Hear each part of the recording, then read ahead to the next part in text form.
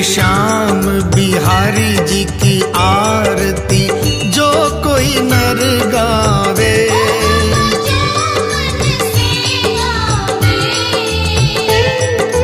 कहत आलू सिंह स्वामी रटत मनोहर स्वामी मनवांछित फल पावे।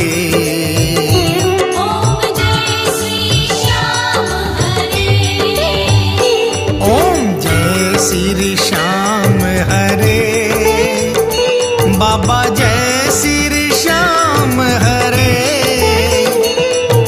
निज भक्तों के आपने सब भक्तों के आपने